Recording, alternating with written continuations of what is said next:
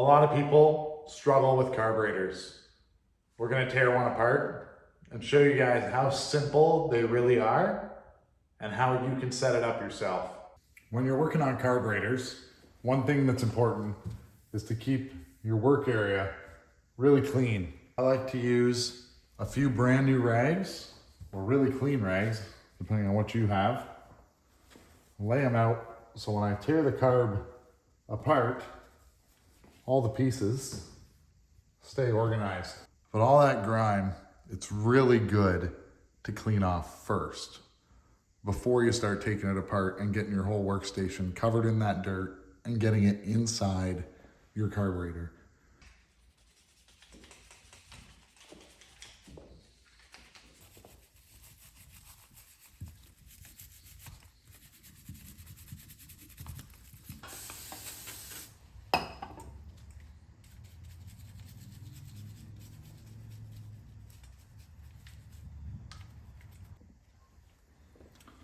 All right, I'm gonna pull the bowl off.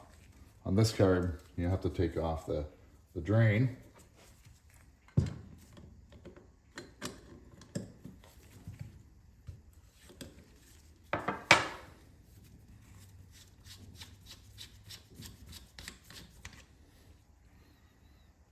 Taking a look at the O-ring, looks pretty good. A little bit of dirt in there.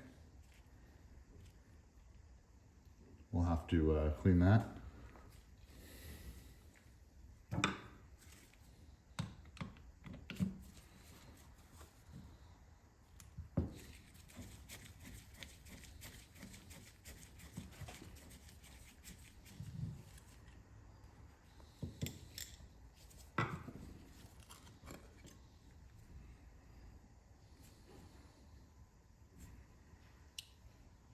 Looks pretty good.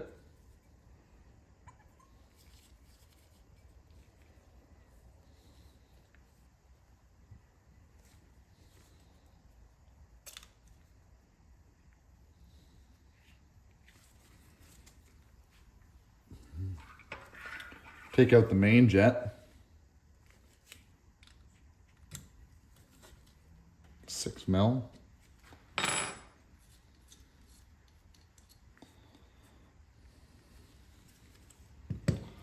Inspect this main jet here. I don't know. Oh yeah. See? Really clean. It's good.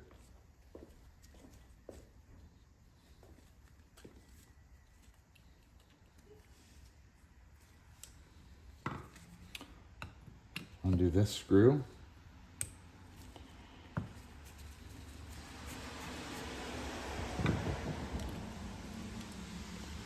Remove the float.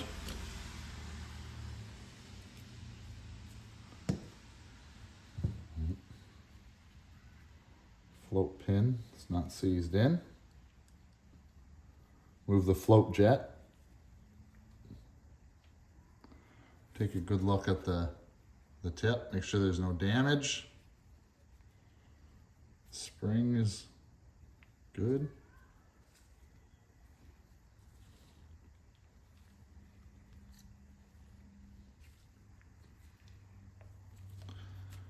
Just taking a good look at the float. This one worked fine, so there's no need, but sometimes you'll see cracks where fuel's gonna get inside and cause the float not to float.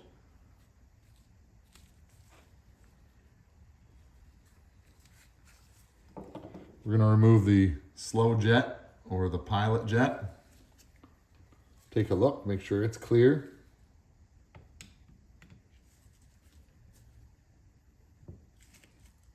Really careful, they're just brass. We don't wanna strip them or snap them off inside. That would be pretty bad.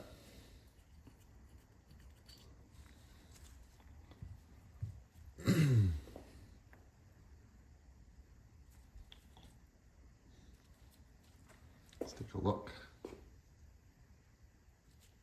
Where is the light? Oh, there it is. You can see through this one.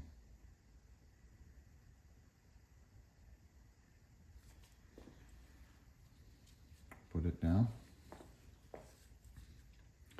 Good luck. No buildup of anything. This carb is in pretty good shape. You can see the needle.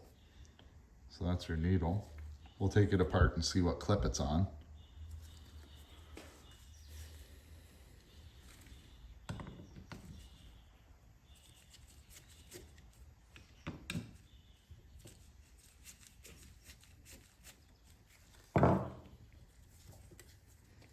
Now the top is under spring pressure.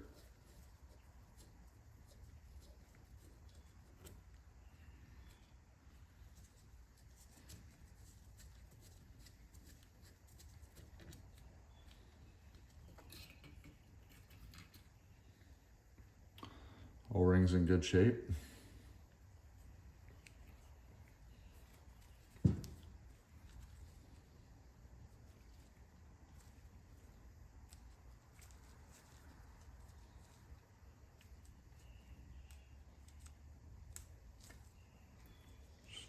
Check that, make sure it's not cracked. It's in good shape. And the spring.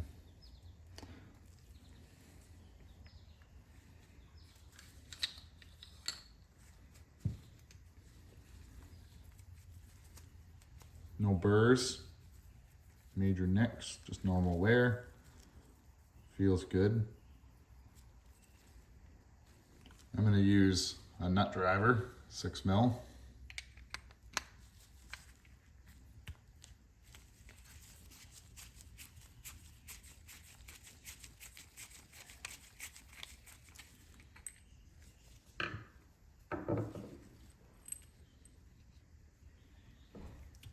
This is where the cable seats, slides in, locks itself against the top so that it can operate.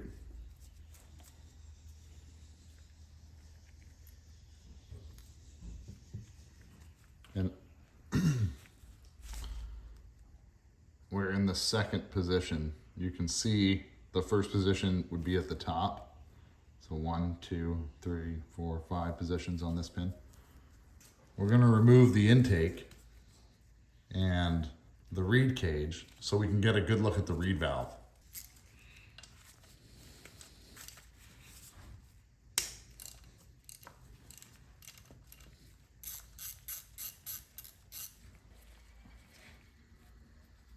It's in really good shape.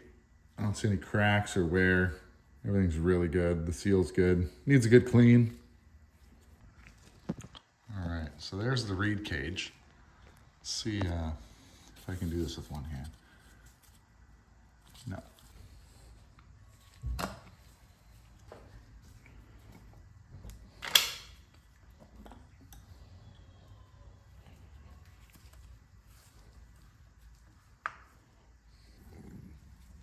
Yeah, these reeds look really good. Pretty much brand new.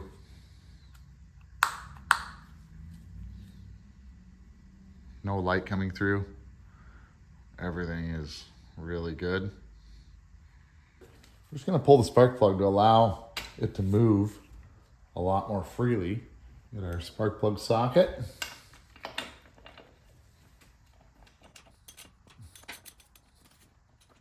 Take a look at this plug and see what it looks like. See, first time it's plugged out for me. Actually pretty fuely. Got a lot of fuel already. If you guys can see.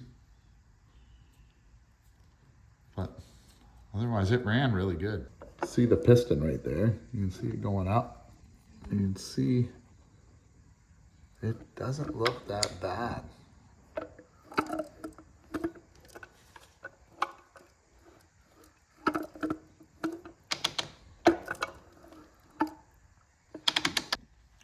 We're going to reinstall the plug, just finger tight, in order to keep anything from falling down inside the top of the cylinder. And we'll do the reassembly, just because we don't need to change anything for our setting.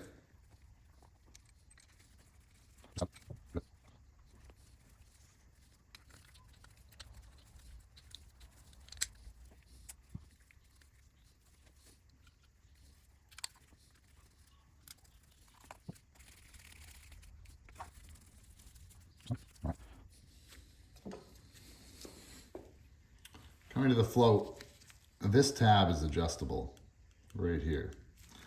You can get it from the bottom. and it adjusts the float valve. Clips onto the clip like that and hangs there. And to adjust the level of your float, you bend that tab. Ours is set, so I'm not going to bend it. We're going to install our pilot jet.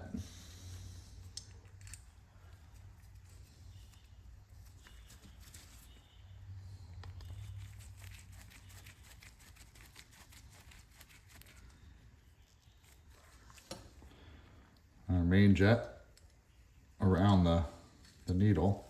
You can see the needle.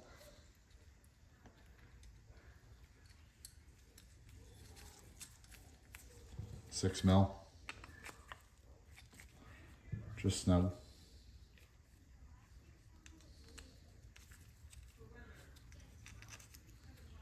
Guide pin.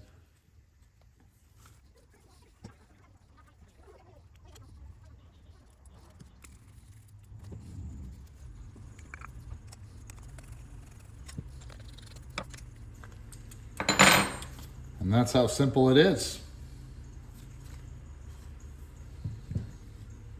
Hopefully you guys got a better understanding of how easy it is to take apart your carb, give it a good cleaning, get it ready to go back on the bike, as well as understanding how the reed cage comes out and how what to look for in gap in the reed valves. These ones are great, so we're gonna put them back in. We're not gonna change them. Well, I'll make another video to show changing your reed valves. Pretty straightforward. Anyway, thanks a lot for watching, guys.